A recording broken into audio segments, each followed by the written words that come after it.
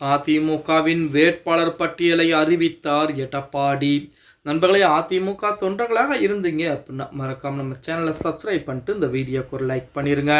அனைத்திந்திய அண்ணா திராவிட முன்னேற்ற கழகத்தை பொறுத்த வரைக்கும் 2026 சட்டமன்ற தேர்தலுக்குரிய அனைத்து விதமான வேலைப்பாடுகளும் மிக தீவிரமாக நடந்து கொண்டிருக்கிறது. இப்படிப்பட்ட ஒரு சூழ்நிலையில் அதிமுகவின் சார்பாக வேட்பாளர் பட்டியலை அறிவித்திருக்கிறார் எடப்பாடி பழனிசாமி அப்படின்னு சொல்லி தற்சமயம் இணையதளங்களிலே ஒரு தகவல் என்பது உலா வந்து கொண்டிருக்கிறது. புதுச்சேரி சட்டசபை தேர்தலில் போட்டியிடும் அதிமுக வேட்பாளர்கள் அறிவிக்கப்பட்டிருக்கிறார்கள். புதுச்சேரியில் என்டிஏ கூட்டணியில் 2 தொகுதியில் அதிமுக போட்டியிடும் நிலையிலே 2 தொகுதிகளுக்கும் நேற்று தினம் வேட்பாளரை அறிவித்திருக்கிறாராம் எடப்பாடி பழனிசாமி. அதிமுக பொதுச்செயலர் எடப்பாடி பழனிசாமி வெளியிட்ட அறிக்கையிலே புதுச்சேரியில் வரும் ஏப்ரல் 9ஆம் தேதி சட்டசபை தேர்தல் என்பது நடைபெற இருக்கிறது. வேட்புமனு தாக்கல் இன்றைய முடிவடைந்துள்ள முதலில் என்ஆர் காங்கிரஸ் பாஜக கூட்டணி உறுதி செய்யப்பட்டாலும் தொகுதி பங்கீட்டில் இழுபறி நீடித்து வந்திருக்கிறது. பாஜக அதிக இடங்களில் போட்டியிட கோரிக்கை வைத்த போதும் என்ஆர் காங்கிரஸ் அதனை ஏற்க மறுத்துவிட்டதாம்.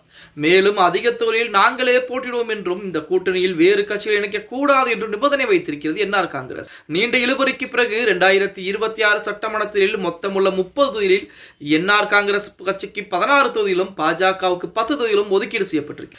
அதிமுக லட்சிய ஜனநாயக கட்சிக்கு தலா 2 தொகுதிகள் ஒதுக்கப்பட்டிருப்பதாக செய்திகள் என்பது வெளியாகியிருந்தது. கடந்த 2021 புதுச்சேரி சட்டமன்றத்தில் அதிமுகவுக்கு 5 தொகுதிகள் ஒதுக்கப்பட்ட நிலையில் தற்போது அதிலிருந்து 3 தொகுதிகள் என்பது குறைக்கப்பட்டிருக்கிறது. கடந்த முறை 9 இடங்களில் போட்டியிட்ட பாஜகவுக்கு தற்போது கூடுதலாக ஒரு இடம் வழங்கப்பட்டிருக்கிறது.